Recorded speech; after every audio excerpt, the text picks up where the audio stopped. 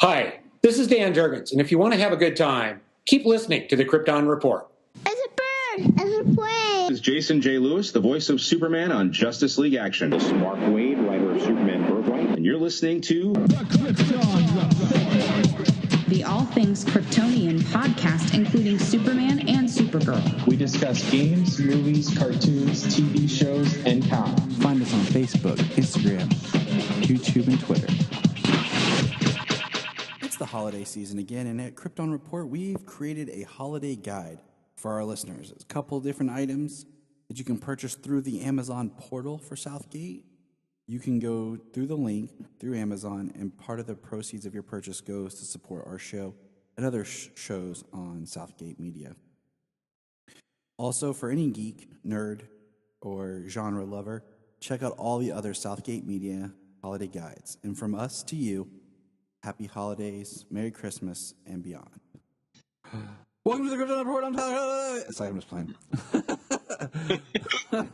Dang, now you just made me hiccup again. Poor James here is hiccuping, and we've been trying to think of different ways before we got on mic, trying to help them go away, and nothing is working. But welcome to the Krypton Report. I am Tyler, and this is with always my trusty sidekick, partner in crime, PIC, James. Hello. Hopefully this will dissipate here soon. So we got some news to talk about. We're just going to kind of dive in. It's late. I'm tired. I'm exhausted. I've had to deal with extra children all day. It's been a whirlwind of a day. But first of all, the holiday season is upon us. And you know what I forgot to do, James, this year? Because, this year was just like, Hades on Earth. I was going to go buy,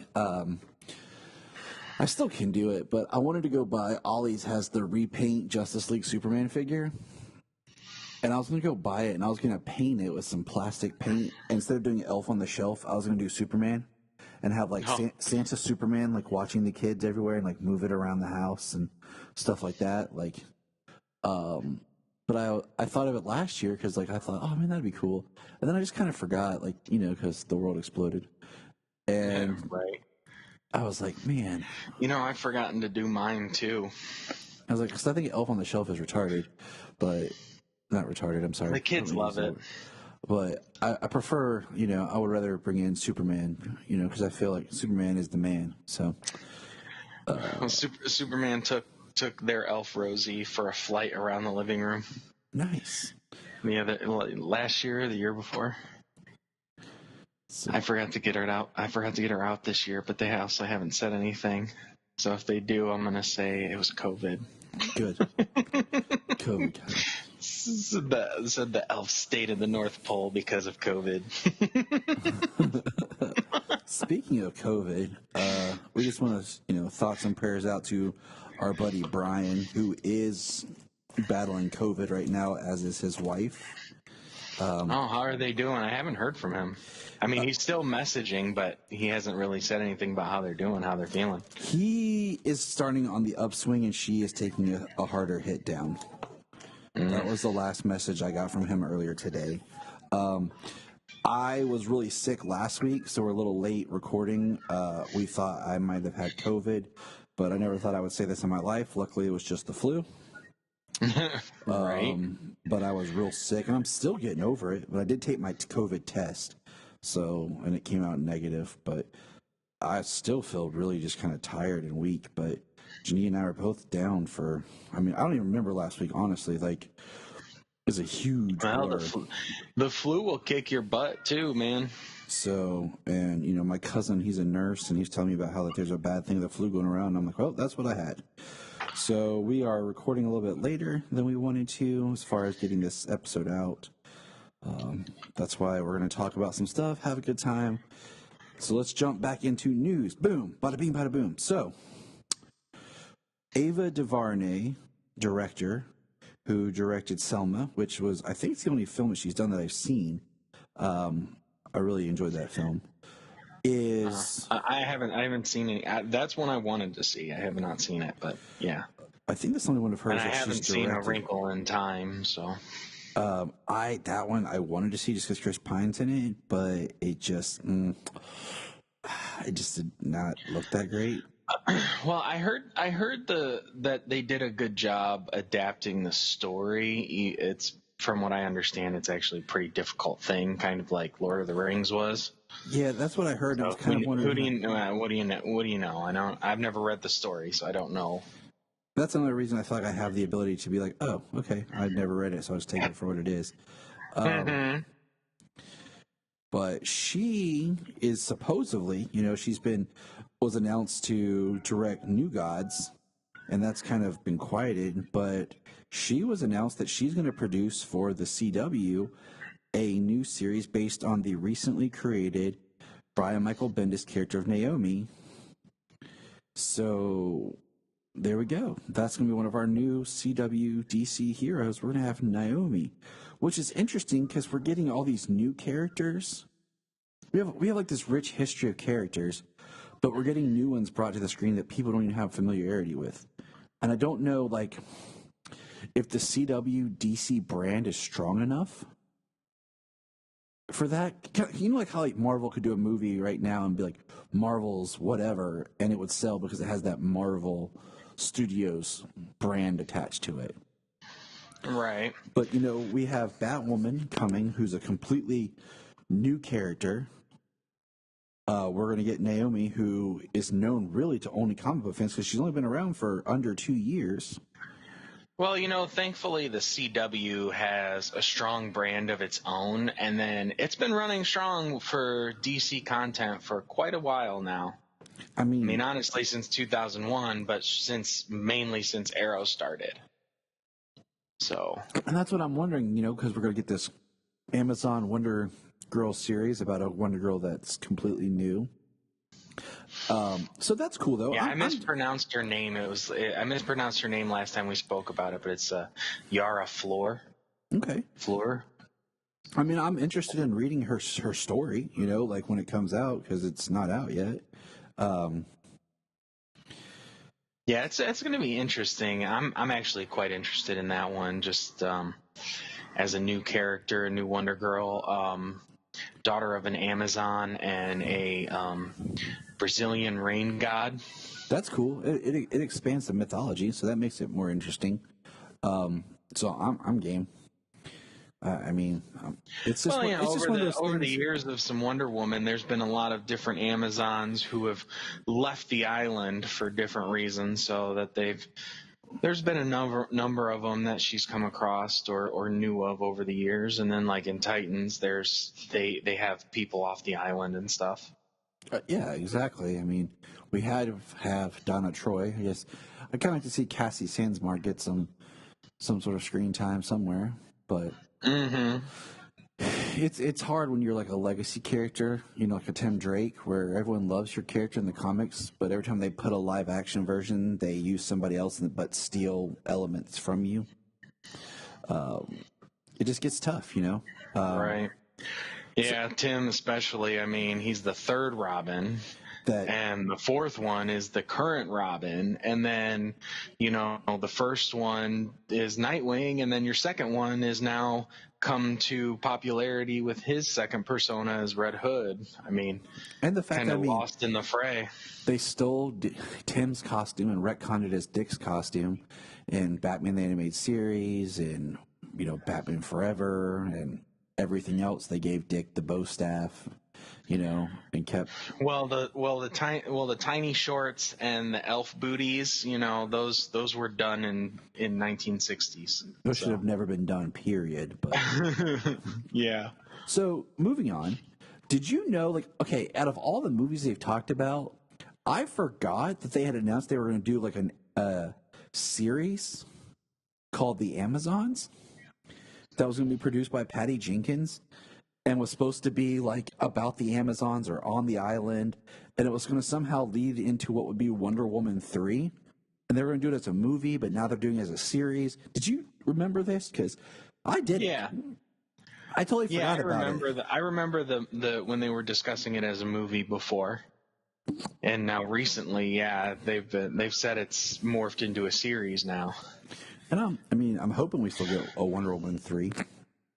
Which, of course, they want to adapt as much as they can to put on HBO Max, draw in the subscribers for HBO Max, extra patrons. And then, I mean, in my opinion, that's the better way to go to tell a lot of these stories for these characters, a longer form than a movie, but not quite your network length, So I think a few seasons and they get straight to the point. I think we'll see some pretty amazing content moving forward from both DC and Marvel. I agree. Let's see. Keeping in that same vein, before I get on to the next point, just worth mentioning, they dropped a lot of new Wonder Woman posters. And my favorite poster for Wonder Woman 1984, they actually just dropped as a new one. I shared it on our social media.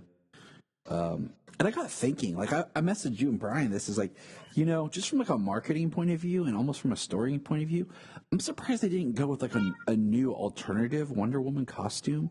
It's like kind of in the vein of the Wonder Woman Odyssey story, a little bit more 80s inspired. Instead of that way, like if we're looking at these movies linear and when we get to BVS, she puts back on her Amazon armor after supposedly, walking away from mankind and not wearing it. But it was just a thought I had, because it could have been kind of cool to see. And then did you remember they were thinking about doing a Plastic Man movie? I heard that was in development, quite a while ago. But that's all that ever came of it, So they changed the screenwriter, and it's now going to have a female lead. So it's Plastic Woman, I guess. It's going to be a female leading vehicle.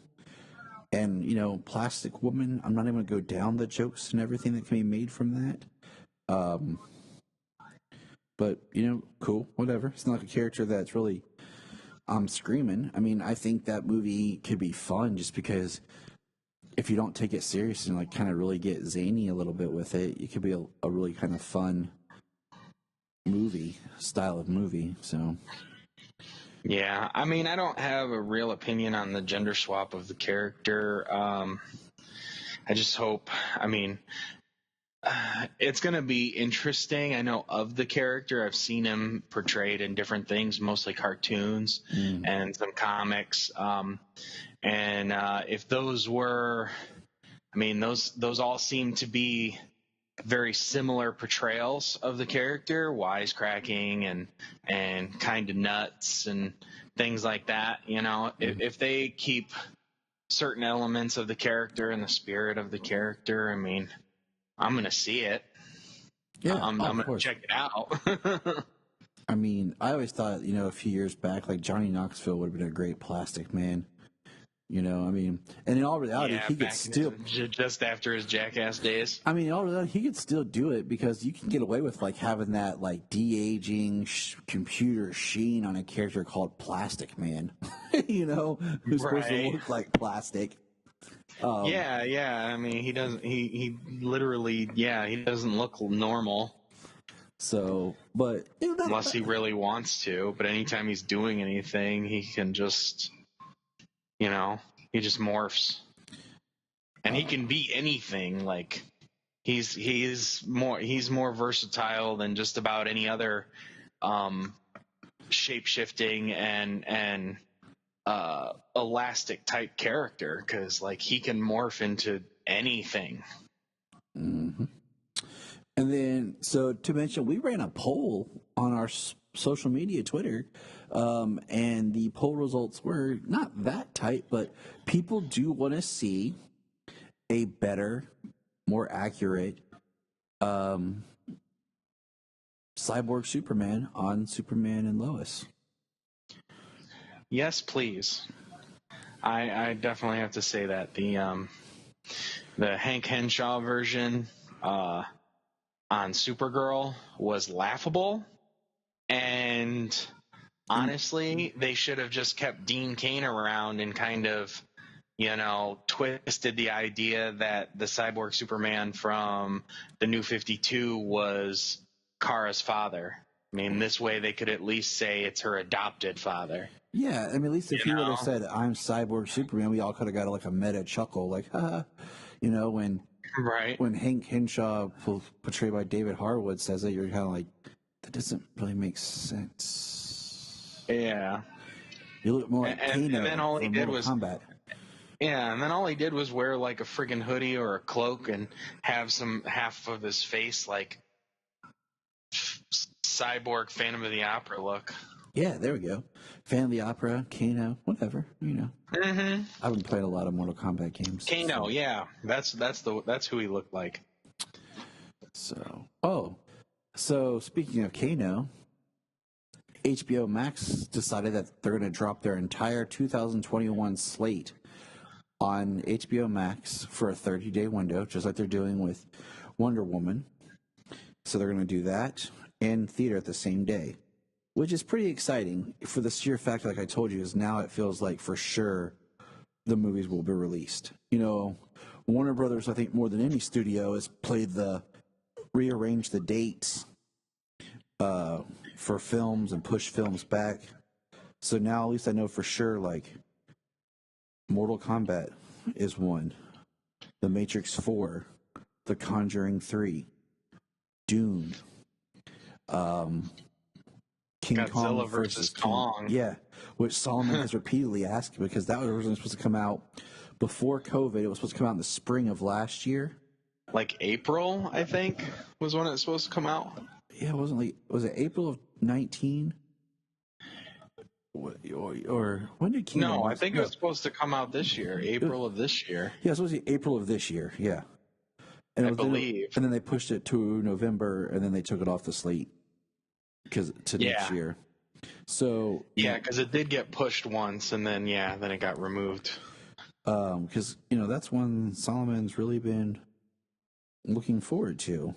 So I did tell Bella about that one, and she got pretty excited about that idea.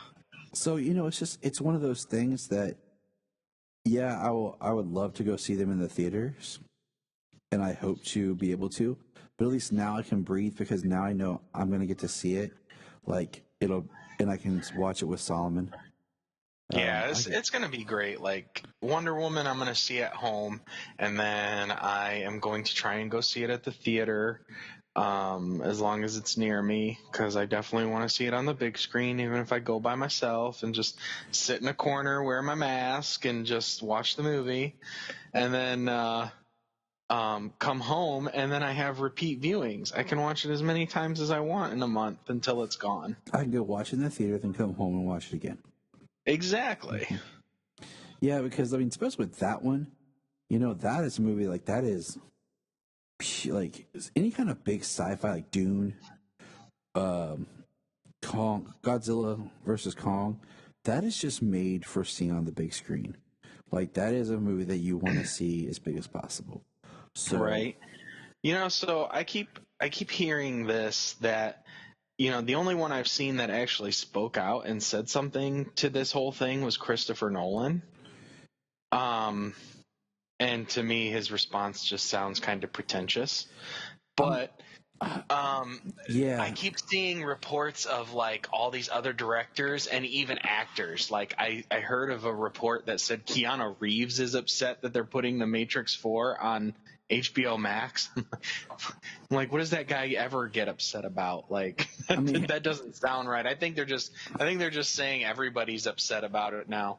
I think there's one thing, like, you'd have to get into a lot of it, like the legal aspects, because there's percentages the actors get for box office, stuff like that. So if their contracts aren't set up for any kind of like streaming, like back revenue, it could be, frustrating, because they're only going to get money from the box office. But if people are just doing HBO Max and the box office isn't, churning, and I mean, yeah, but you also gotta think too, like the actors, people who worked on those movies. Honestly, they're a small percentage of the people who worked on those films, and they do get paid, but they also get paid as the movie is released and as the movie makes money. Yeah. You know what I mean? So when they sit on these movies for a year or God knows how much longer they would have to sit on it, a lot of these people aren't making money. Like, I mean, it's kind of like the Zack Snyder Justice League problem where they cut out so many people and so much of that film that a bunch of people didn't get paid.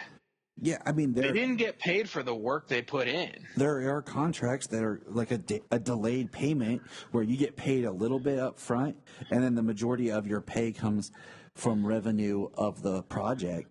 And if there's no, so I mean, I understand that, and like what the other thing that makes me mad is like you said, Christopher Nolan's response seemed pretentious, and I'm like, we're in the middle of a pandemic. People are losing money left and right, and I understand artistic integrity. But at the same time, if you've made this project and nobody's going to get to see it, like what good is it? I mean, look at your film.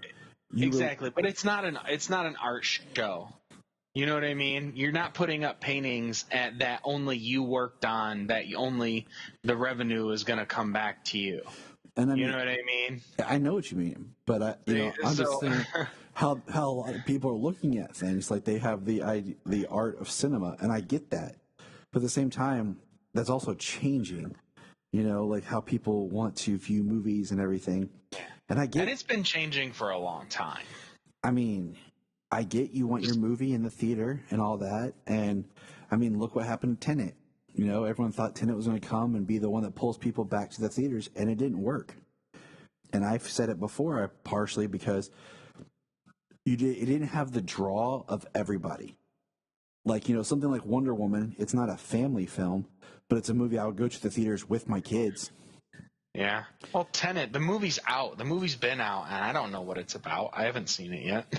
And I like Christopher Nolan. And that's the thing, is just it wasn't a big enough draw for people to be like, you know what, I'm going to risk going to the movie theaters for Tenet? Nah, it's okay. I'll wait. So look what happened to your theater, your movie. And also I can feel like, in a way, everything that Warner, because I mean, all these movies are talking about for their slate, most all of them were supposed to have come out this year. Or they were looking at now 2022, but because I thought The Matrix was pushed to 2022, but now it's back on 2021. So a lot of these movies were what was supposed to be in 2020, and if you think about it, like from a marketing point of view, you've already exhausted some of your marketing outlets. Like all the Kong toys, like we've seen them, the King Kong versus Godzilla toys and stuff like that. Like they're gonna fade away before the movie even comes out for people to get hyped to want to buy. Yeah, Wonder Woman 84, a lot of the toys are on clearance already. Yeah. From their second or third marketing push. So, movies like that make a lot of money from their marketing and toys and accessories and stuff like that. And they're not going to make any of that because they don't have the film to sell. But we digress. Anyways, let's get into the meat. Today, we got our first official look at Tyler's new Superman suit for Superman and Lois. James, what do you think? I like it a lot. CW is taking a step up with their last two suits. The Batwoman suit was really good. This looks very good. I like it. I'm glad they got rid of the cape clips. Okay, yep. So let's break it down. First thing, it looks like the bodysuit, the main blue part, is very, very much similar to the same. This is the first photo of like the reveal photo. I can't wait to see the set photo when you actually kind of see it in the daylight. So they got rid of the cape clips. Awesome. That right there makes it so much better. Loads better. They looks like the same style. That was almost the worst part of the old suit. The cape clips and the belt, man. Yeah. So it looks like the S shield is still the same style, but it looks like it's darker in color, and it shrunk down a little bit. Yeah, it's not the entire chest. It is a little bit smaller. It's not quite as small as, like, say, Brandon Routh in Superman Returns, but it's definitely not as big as the old symbol or a Dean Cain symbol. Mm-hmm. So it's right there in the middle. It's a good size, and I'm glad they got rid of the little, what looks to be like clips or something on the outside Of the shield. Yes. Those look to be gone, which is nice. The cape itself looks to be a much better material than that, like, really heavy looking leather that was there. Yeah. That never made quite sense to me, like his cape to be that. When you look at Supergirl's cape, it looks to be much more in the vein of the material that was made for Supergirl's cape.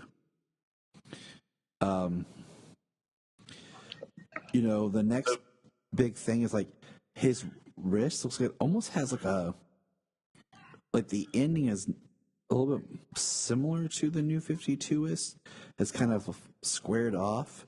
Looks almost like... Kind of goes over the back of the hand just a little bit. Just a little bit, you know. And that's okay. You know, it looks like a guard almost, like a protecting his wrists or hands if you look at the other arm. It does look kind of like a gauntlet almost, like, say, like Wonder Woman or Batman, but it looks like it's just, like, designed into the suit almost. Mm-hmm. Doesn't look like it stands out or like it's a different piece or anything. One thing I don't like about this picture is we don't see the boots, because from the top of the boots and the blurry set photo we got, looks like they're new boots, because I really hate the boots he had before. And I hate that we don't see the boots. They look like the future boots that Damascus wears in Bill and Ted's Bogus Journey. Dang, that's pretty dope, actually. That's what Superman's old boots look like. And then the last is we have a much, much better belt. It's slimmer. It's kind of like the honestly, the design, not the color, is like the Rebirth design or the Reborn design, because it comes across then dips down and has a triangle, or, you know, not triangle, shield. I told you I'm tired. Yeah, like a shield shape. It has a little bit of gold on the outline, kind of like his other belt had that little bit of gold in it. Yeah, it's kind of got the gold in the same spot, but just the design, the shape is different. It just looks better, because to me that's like doing the belt at that kind of an angle, I think, really helps pull the attention and gives almost the illusion of trunks without there being trunks. Well, I think also the slanted helps kind of give him that That's what I'm saying. taper. Yeah, that's kind of makes it look like his waist is smaller than his shoulder base, so he looks more muscular than he did in Supergirl. Yeah, he does. I mean, the way that other belt just went around him was like, whoa. And the blue is still two-tone like it was in Supergirl, but yeah, a little bit. And the material looks the same. It's interesting. It still looks good. To put her costume, like her newest costume photo release, when she got the pants costume versus his. So it's a good looking costume. Like, I just want to see the boots. I'm happy with it. I can't wait to see a set photo, which means we'll probably get like a set photo within the next day or two.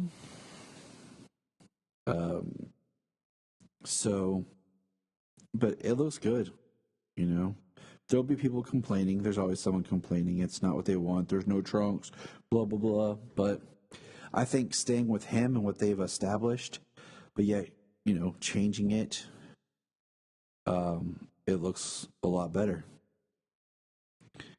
I'm very happy with the cape and the symbol. It's refreshing. I can't wait to see it in action.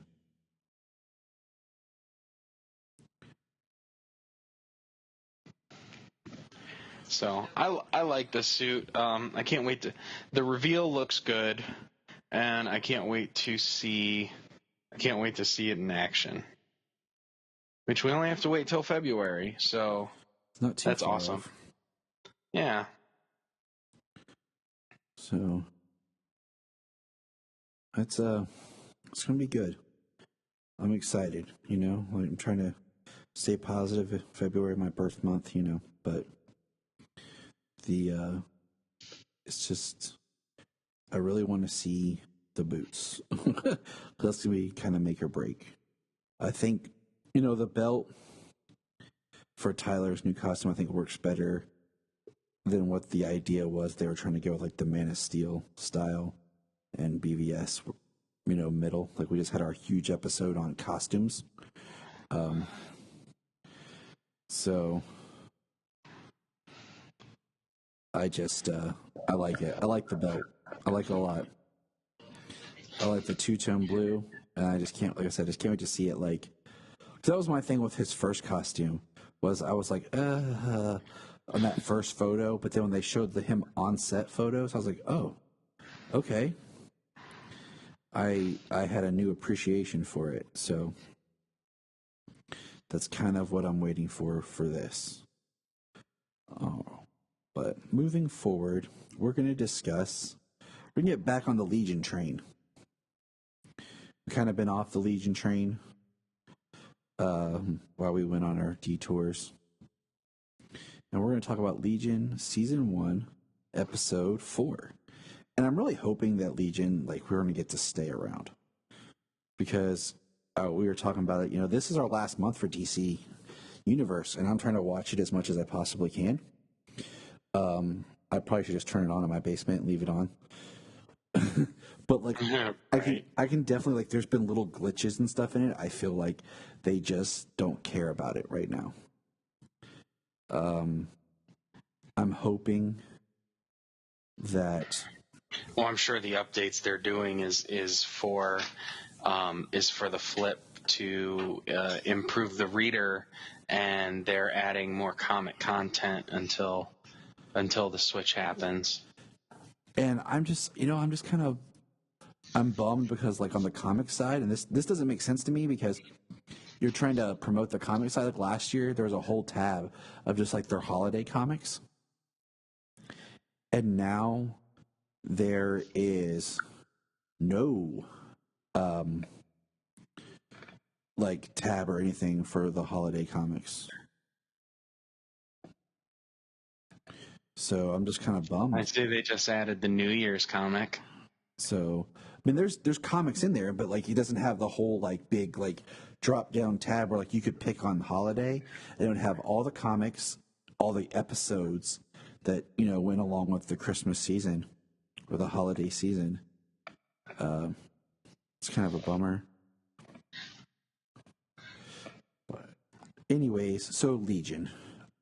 It is one of those that I'm just kind of worried about because it, the biggest awesome thing about DC Universe was we had our own little niche, fun, like this is ours, this is our shows, our comics, and now I'm kind of like, well, am I going to still get my old stuff? Because, like, that's one thing I've loved is, like, watching Wonder Woman. Watching Superboy. Like, I've been trying to finish. Superboy, Super Friends, Superman the Animated Series, Justice League. Yeah, I want all that old content to go to HBO Max. And I want it to go there and stay there. Like, I'm really tired of stuff going on a streaming service and then being gone. Because that was always one of my big issues with just, people talking about streaming services and like, I love my streaming service. And I'm like, well, like, they're like, oh, why do you still have your physical copies? It's on Netflix. Yeah, for how long? How long do I get my show before they drop it from streaming and then I'm back to, oh man, I want to watch this, but Right. it's not. Plus, streaming. what if my internet goes out? Oh yeah, My internet goes out. I can't watch anything because all my stuff's digital. Nope. I just go grab the Blu-ray off and pop it in. So I mean, that's my thing. Is like I like the old stuff, the stuff that that no one else is fighting for on a streaming service. We know that like the original content is going to HBO Max, and it's being promoted as such. I want everything. Okay, but let's get into Legion. So the episode, I actually really enjoyed this episode, and it was called Fear Factory. Yeah, that was a good one. This is one I wish I would have known about for Halloween. It's basically them on like a haunted house with a very Igor type character and a Dracula type character. And each member of the Legion that's there, Bouncing Boy, Superman, Brainiac 5 / Solomon, because he has come to love Brainiac 5. And Saturn Girl, right? Oh, Saturn Girl, yes. Have to face their fears. And I thought it was a really cool episode. The first off, when it started, I was like, wait a minute. They're seriously ripping off aliens. And then it's kind of like acknowledged that it's supposed to be kind of a thing. But I was like, wow, that was straight up alien. Right. Yeah, they did have some like haunted house horror, Universal Monsters vibes going on, but then yeah, they did have that alien thing going on too. That was a monster from one of Bouncing Boy's movies, wasn't it? Yes, it was. Yeah. So, it was, and you find out like Lightning Lad's fear was like a clown, basically.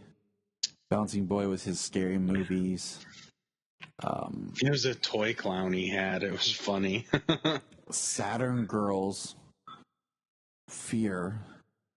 Oh, what's Saturn Girl's fear? Why can't I remember? Oh, roller coaster. And I thought that was weird. Yeah. And you know what? It gave me a Dead Silence vibe because every time they would scream, they would get sucked into the painting. They would get sucked in and then become one of those paintings. But if they didn't scream, they wouldn't get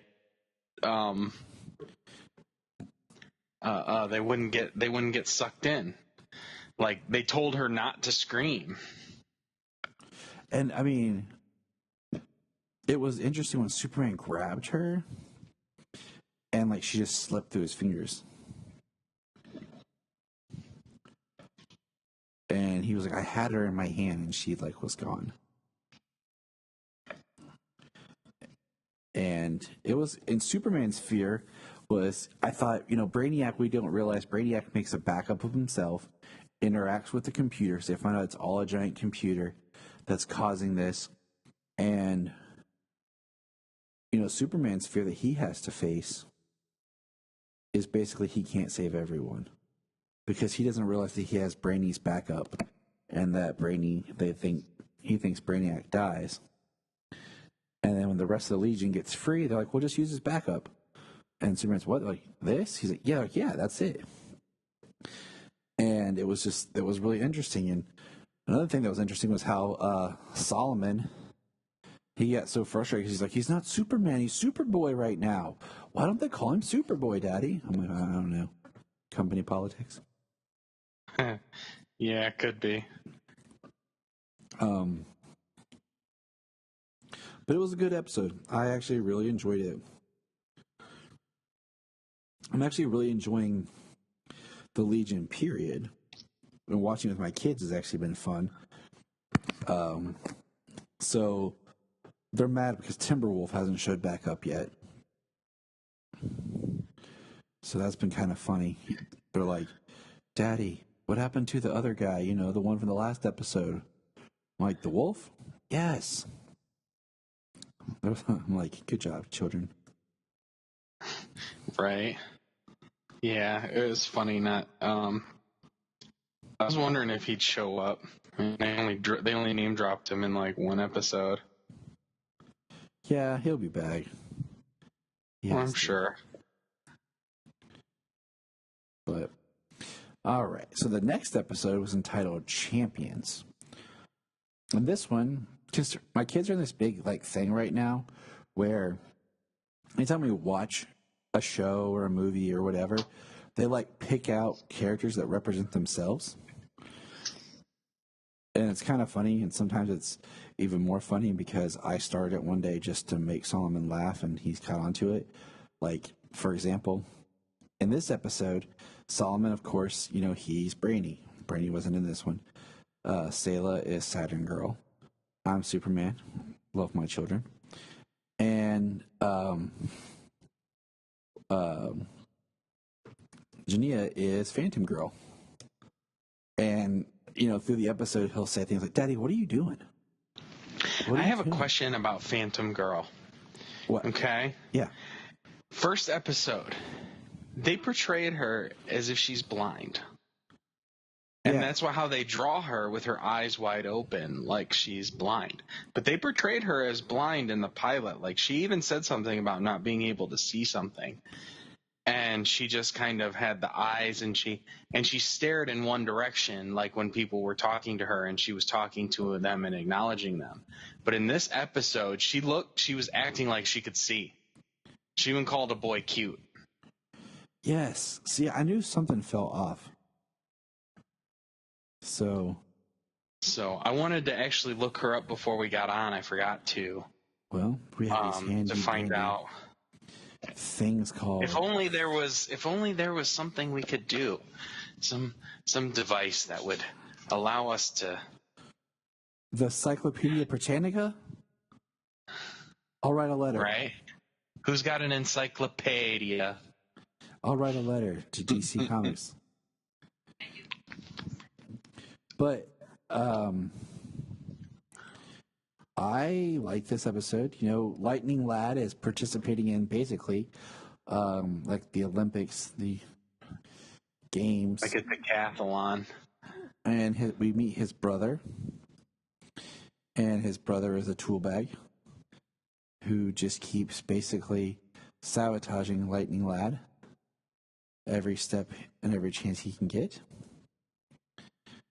And it's really kind of sad when you think about it because they're brothers and they don't get along. And it just kind of sucked because the whole episode, all you ever see is, you know, his brother's cheating, and you find out he paid off a judge, which comes back to bite them.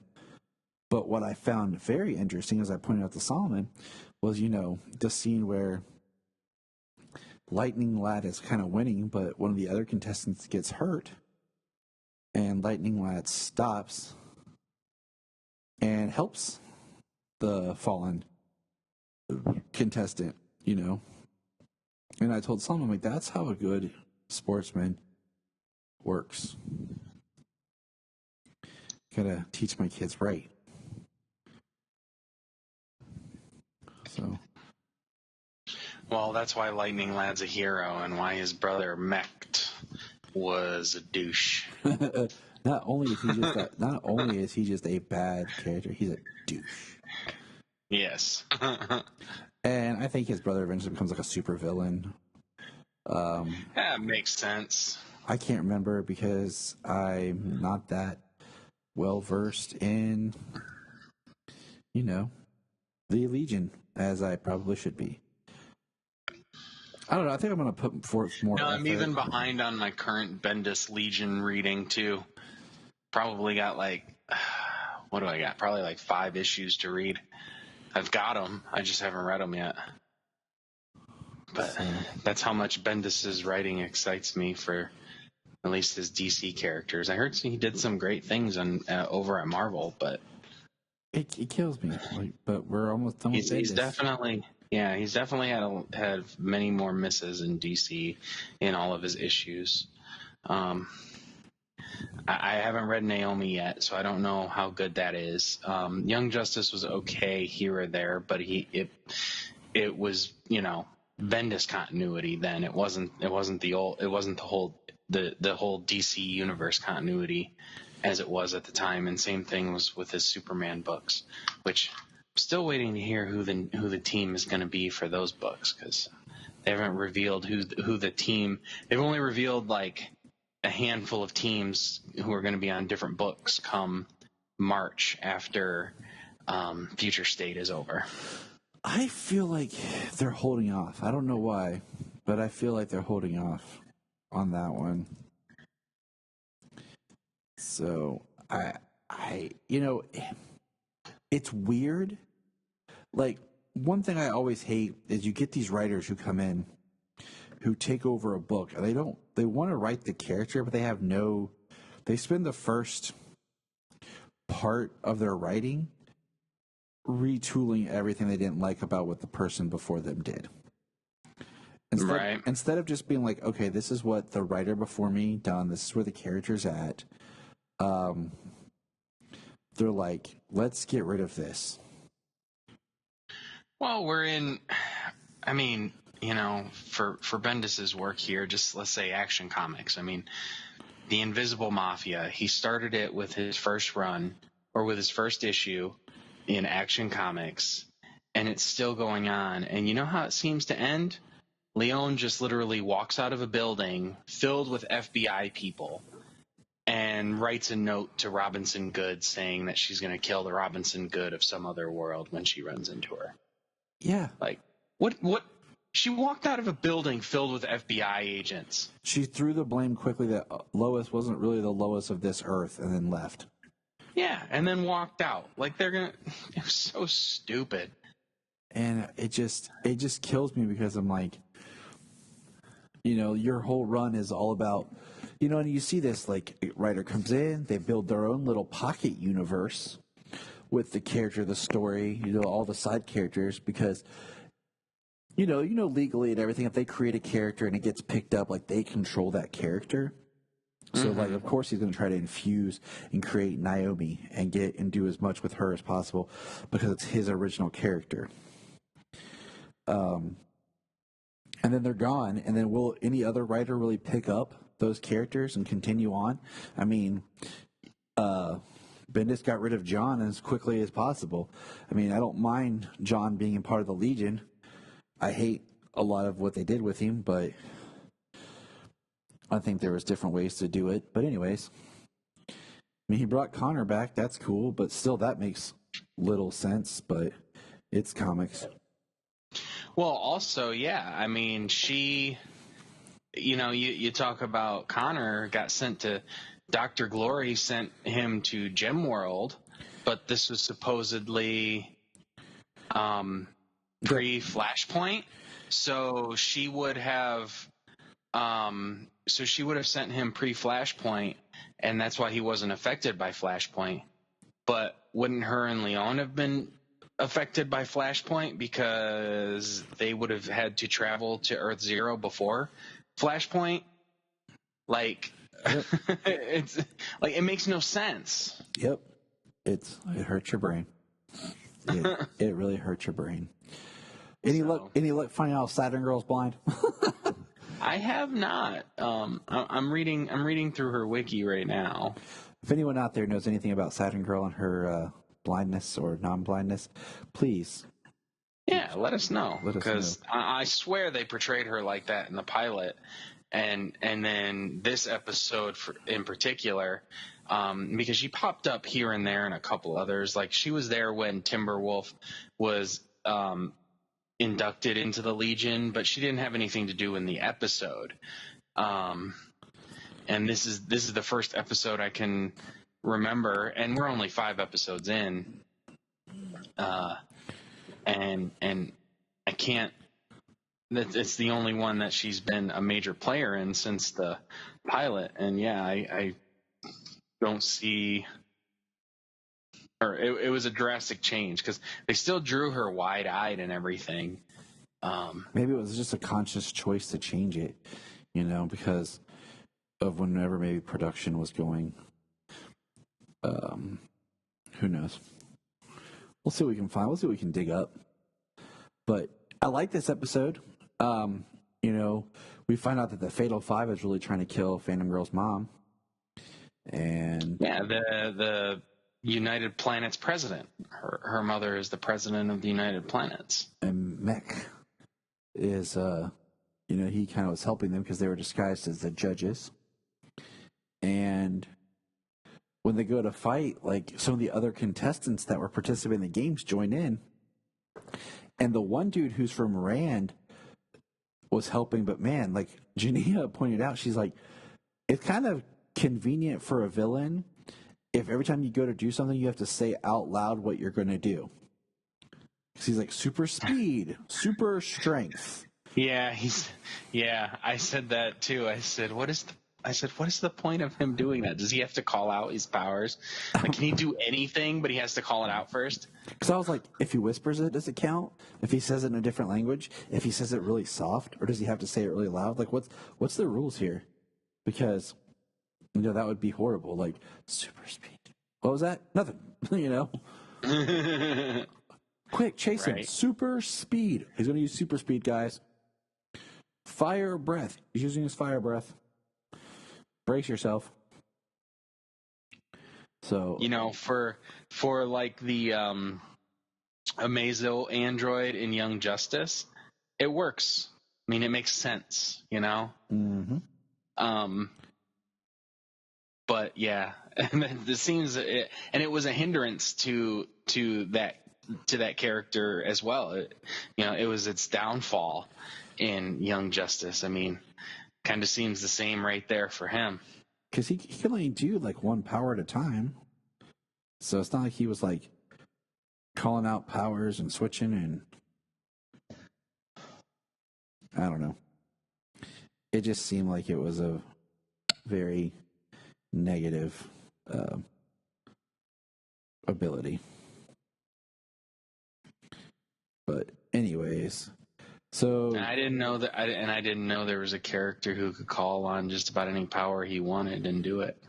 yeah, and he's from Rand, so I was like, all right. From Rand, where a simple human with alien technology is the hero, Adam Strange. But they got a guy who can call on any power he wants. Yeah. Interesting. So, I don't know. I only know of Rand in certain respects. I don't know about the entirety of Rand and its Rand and Thanagarian War and everything else. You mean that thing that we were going to explore and learn about more on Krypton, maybe? In Krypton Season 3? Yeah. Yeah. That thing that we were kind of teased? Wouldn't it be nice to live in the parallel universe where Krypton is getting a Season 3? And Man of Steel 2 is already out? Right? Yeah. It would be kind of cool to live on that parallel Earth. Man of Steel 2 that came out right after Zack Snyder's Justice League that actually came out the way it was going to turn out. Good And times. Warner Brothers didn't knee-jerk reaction for every tiny little opinion that somebody had. And we digress. But I enjoyed Legion. It was awesome. I highly recommend this series because it's coming. I don't know. I'm enjoying it. It's not. I wish there was more Superman in it, just because I wish like it was just a Superman cartoon because I've been dying for another Superman cartoon. But it's not bad. It's not perfect. It's not bad. So. No, it's no Superman animated series or no Fleischer cartoons, but it's a fun dive into a mostly lost part of Superman's history, where he goes to the future and saves and works with the Legion. And it's one of those that you just kind of have to, which version of Superman are we looking at? Because, we've talked before, that was all taken out of continuity for the longest time because he wasn't Superboy. But then they tried to have it both ways. Thanks, Jeff Johns. During when he did his right. Yeah, that comes from Secret Origins. I mean, like I said, I'm a fan of how they've done John, since that's the way John is gone. I would have preferred him staying younger, which I'm glad they're doing a digital first series, Challenge of the Super Sons. So that's going to be cool to check out. Take John back to a 10-year-old.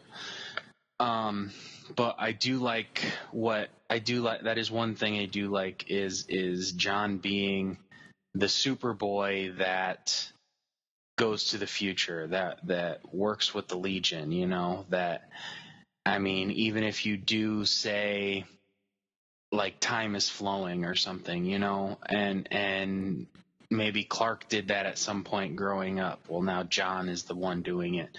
I do like the idea that John is the Superboy that, you know, helped to create the United Planets. It was his idea, and to inspire the teenage heroes of the future. I agree. Anything else you want to add to our discussion? I'm just psyched this was about a good episode. The thing that really stuck out the most to me was Phantom Girl's interaction.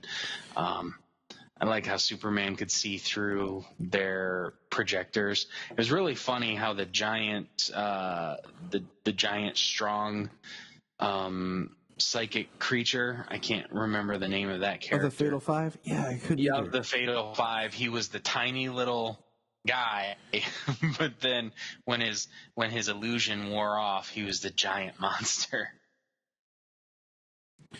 It was. I can always remember. Was it Empress and Persecutor? Right. That's his. Yeah. Persuader. Persuader. I need to go to sleep. The Empress, the Emerald Empress. What did they call that guy? Mao, something like that. Similar to, yeah. The radiation guy, and then they had a half cyborg, and then the giant guy. I can't remember his name for the life of me. The last thing I'm going to say here is we now have 2 different Tyler Hoechlin Superman suits, and you've yet to produce me a figure, McFarlane Toys. Right. I'm looking at my Tom Welling did you see figure. McFarlane? Oh, yeah. My Brandon Routh, my Henry Cavill. But I don't. Did you see that McFarlane is doing a Red Sun figure? I did. I showed it to Solomon. That's going to be cool. And they're also doing a Death Metal figure. I'm going to have to get that one, too. That just screams James. You just need to let your hair grow. I can't. You know what? I really want to know what happened to Superman. Because he's like going dark side. He's turning rock. Yeah. You know? And I really want to know what the backstory is with that version of Superman. I don't think they've given it to us yet, and I've read just about everything. I haven't read the last Tales yet. I have that one, the last stories of the DC Universe. I have that. I gotta pick that up. I'm just being sick and then trying to work more this week, and my shop guy having narrow hours does not help. Right. But from us at Krypton Report, enjoy the new Superman suit. Look it up. Send us a message on your thoughts. Please hit us up on Twitter, Facebook, and Instagram. Let us know if Phantom Girl is blind. Yeah. Because it doesn't. I haven't seen anything in the wiki that says it. And just remember, James is buff. And Look up in the sky. Look up in the sky. Look at the sky.